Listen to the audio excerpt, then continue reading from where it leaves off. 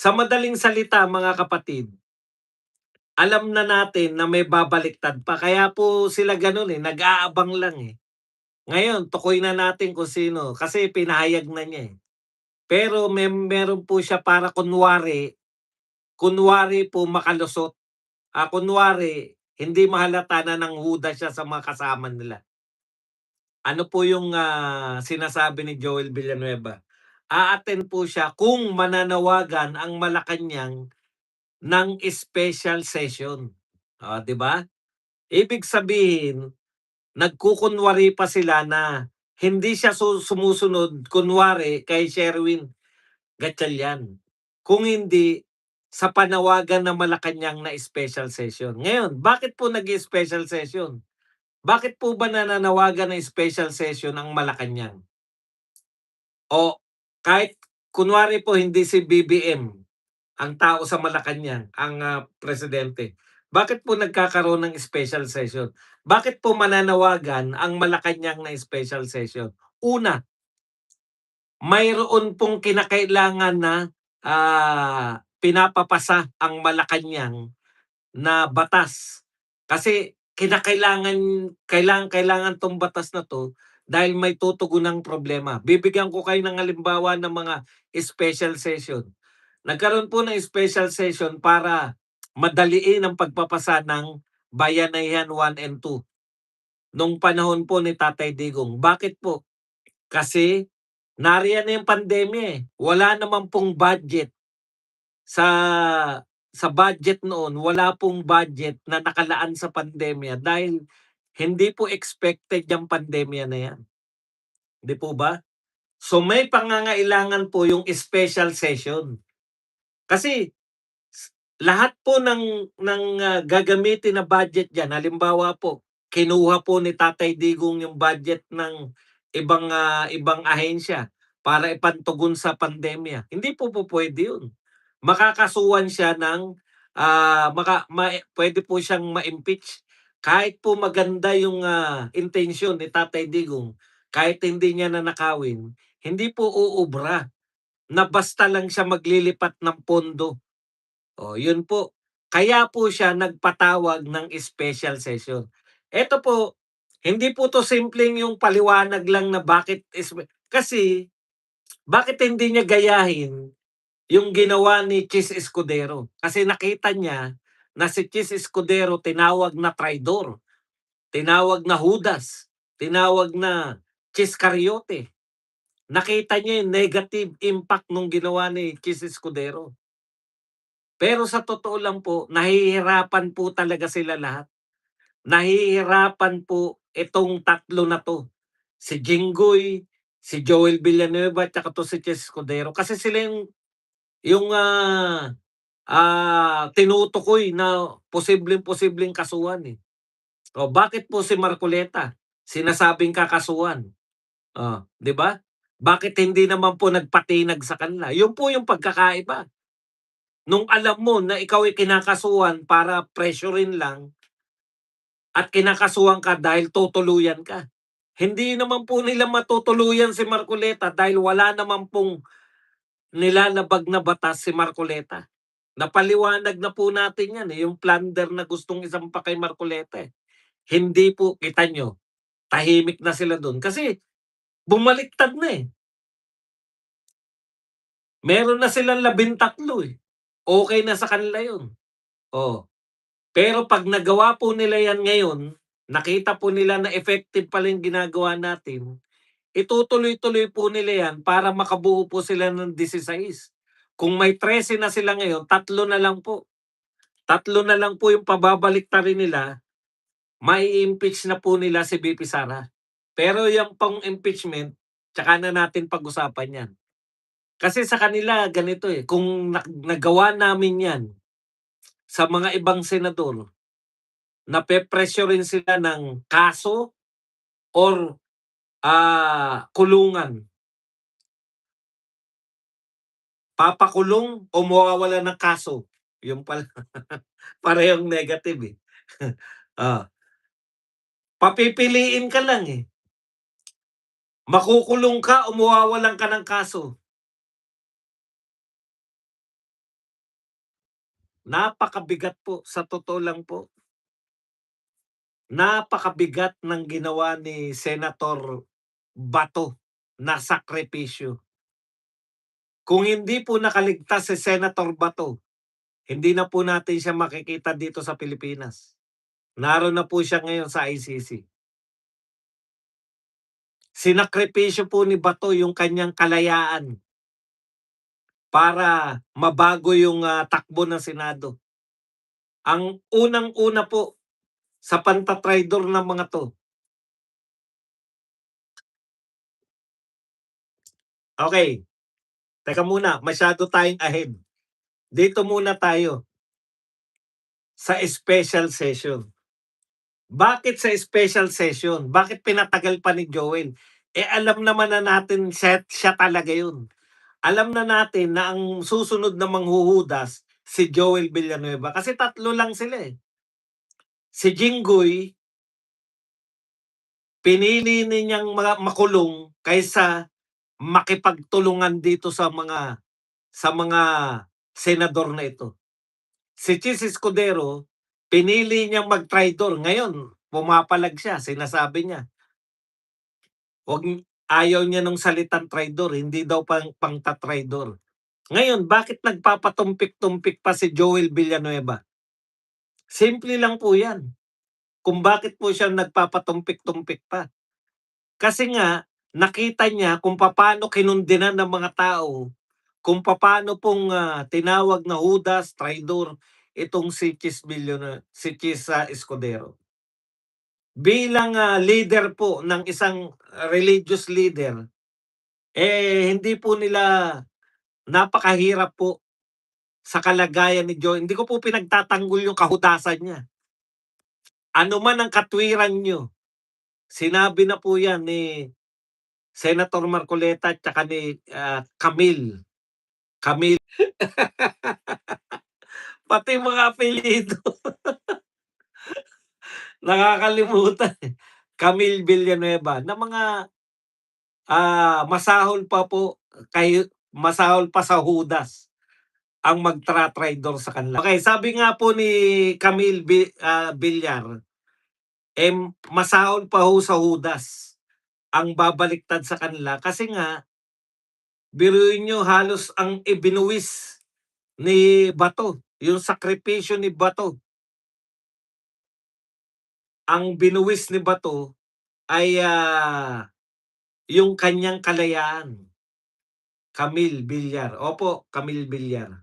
Okay, kinumpirma po 'yan. Pero siyempre, hindi po niya sasabihin na ako po ay, atin, nangangatwiran po siya. Hindi raw po puwede panay-away na lang, hindi.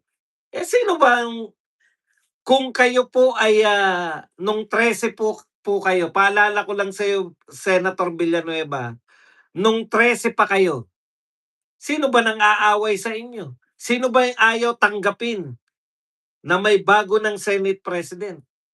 Sino ba yung nung buhat nung naging 13 kayo wala nang ginawa kundi siraan yung 13. Wala nang ginawa kundi at kayo na nga yung naging epekto, 'di ba? Oh, 'wag mong isisi dito sa kasi hindi nga nabigyan ng kahit isang oras na pagkakataon. Yung sinasabi mo na hindi puwedeng puro away na lang, eh, di dapat sinabi mo 'yan nung inaaway kayo nung 12 o nung 11. Okay. Sino po ang mas kapani-paniwala? Sinabi ni Jinggoy. Eto sinabi ni Jinggoy, Sabi po ni Jinggoy, inaalok siya kada oras, minuto, inaalok siya ng kulong o mawawalan ka ng kaso.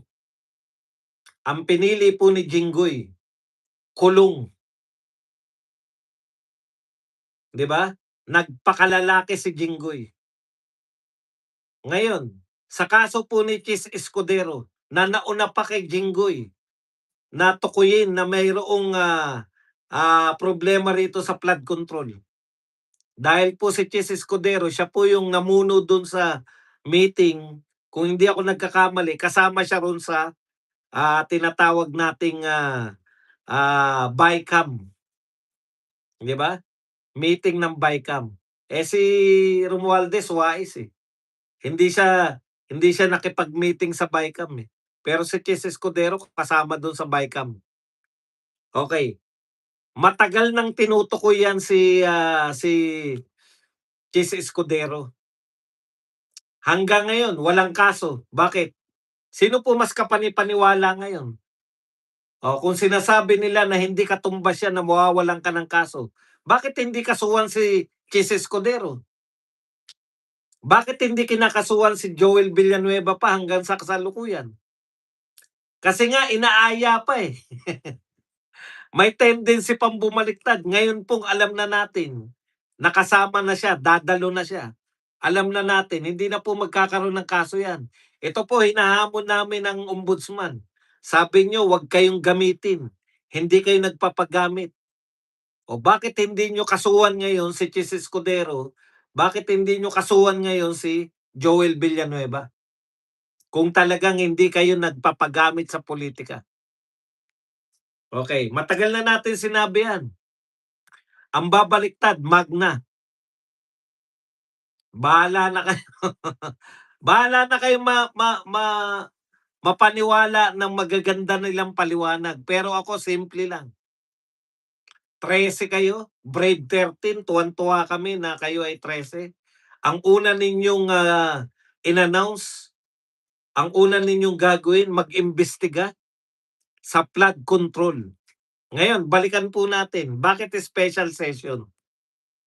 Kasi halatang-halata na kung ang magse-session lang, ang ibig sabihin po na special session sa mga ngayon lang nakapasok, ang magpapatawag Malacanang. Special session, sasabihin ng Malacanang, mag-special session kayo para maipasa 'tong mga batas na kailangan natin. Aabangan po natin 'yan. 'Pag nagkaroon po sila ng special session, dadalo raw si Joel Villanueva. Ang tanong, bakit kinakailangan mag-special session? May batas bang minumungkahi yung presidente ng Pilipinas para karapat-dapat sa special session?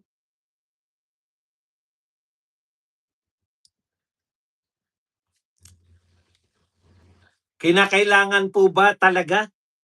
Meron po bang panyayari na katulad po ng kay Tatay Digong na kinakailangan po magpasa ng batas ng Bayanihan 1 at Bayanihan 2 dahil mayroon pong pandemya?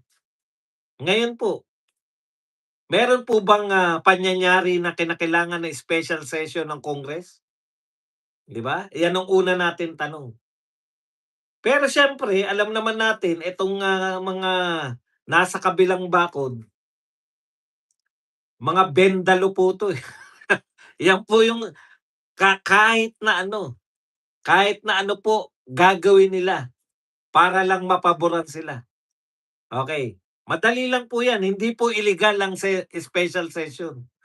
'Pag may nagpatawag po ng special session, dadalo si Villanueva. Bakit hindi na lang siya dumalo sa patawag ni Sherwin Gatchalian? Katulad ng ginawa ni Chis Escudero. Oh, eh, ayaw niya nga matulad kay Chis Escudero, eh, na talagang sinabihan ng traidor at hudas. Kasi bukod po sa kanyang reputasyon, may reputasyon din po yung kanilang relihiyon. Alam mo, Senator Joel Villanueva, magiging ako Katoliko ko, hindi po ako iglesia, hindi po ako KOJC, hindi po ako born again, Katoliko ko. Pero naging kagalang-galang sa amin yung relihiyon ng Iglesia ni Cristo dahil sa paninindigan po nila at yung KOJC, ha? Dahil po sa paninindigan nila sa tama. Yung rally po nila na anti-impeachment ni VP Sara na pinangunahan ng Iglesia ni Cristo, bumilib po kami. Yan, ganyan. Hanggang ngayon naninindigan sila.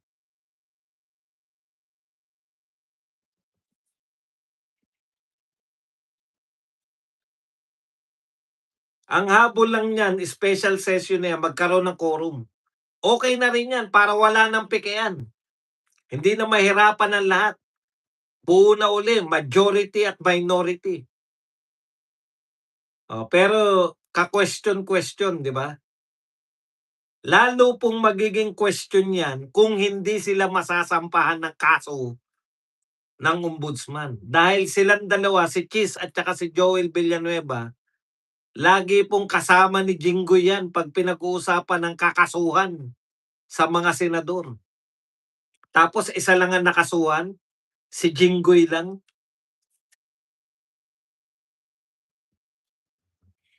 Bendalo.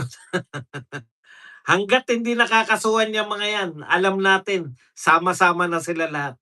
Kaya po tayo, maging tanda na po sa'tin 'to. Yung mga akala natin na isingit na natin, isisingit na namin 'to, total nakakapaglingkod 'tong mga 'to, eh. Isisingit na namin 'to sa boto namin. Total itong mga tulpo, naku, naglilingkod 'to sa mamamayan. Sisingit na namin 'to si Tito Soto tsaka 'to si Ping Lacson kasi etong mga 'to matagal ng mga ano 'to, matagal ng senador 'to, mapagkakatiwalaan na 'tong mga 'to. 'Wag na po tayong pumayag. Yang mga paningit ninyo, yang mga isiningit ninyo na hindi naman mga Duterte, yan po ang sakit ng ulo natin ngayon, 'di ba? Yung mga isiningit nyo lang, katulad ng mga Tulfo, siningit nyo dahil identified, gusto ng mga Duterte yung mga action man, eh. Gusto ng mga Duterte yung action agad, ng mga Duterte supporters. Sinisingit natin yan, 'wag na po tayong magkunwari. Maraming bumoto sa inyo kay Erwin Tulfo dahil kaysa naman iboto ko yung mga hindi kilalang Duterte, dito na ako kay Erwin Tulfo. Kaysa naman iboto ko yung ayaw ko nga diyan kay ano, kay Camille Villar tsaka diyan kay ano, ayaw nga namin diyan kay Camille Villar tsaka diyan kay Imee Marcos. Kahit pa sabihin ni VP Sara na makakatulong 'yan, dito pa rin kami kay Tulfo, kay Soto, kay Lacson kasi mga kilala na natin na action man yang mga 'yan. Lito Lapid. Sana po maging tanda po sa'tin 'to, yung akala natin na idinagdag lang natin, yung akala natin na paningit lang natin katulad ng Soto, Tulfo, Lacson, yan po ang sakit ng ulo natin ngayon, 'di ba? Sa totoo lang, sila po ang tagapagtanggol ngayon ng pinaka-korap na pamahalaan.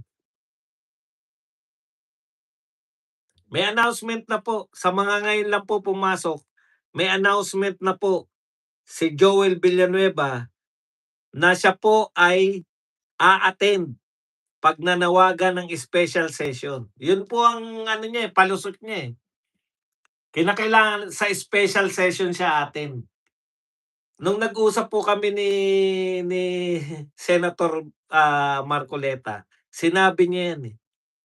Ang question nga, bakit sa special session pa? Bakit hindi na lang ngayon siya umattend para tapos na, 13 na sila, 'di ba? Yun po yung para hindi po sila, kasi ang tindi ng banat nila sa anti-corruption, eh, 'di ba? Si Sherwin Villanueva, masyadong identified na dito kay Pangulong Marcos. Eh, ang tindi po magsalita ni Joel Villanueva laban sa korupsyon, eh. Masyado pong obvious 'pag yung ginawa ni Chis Escudero gagayahin niya, na kakampi lang siya. Kinakailangan special session para may tago pa kunwari.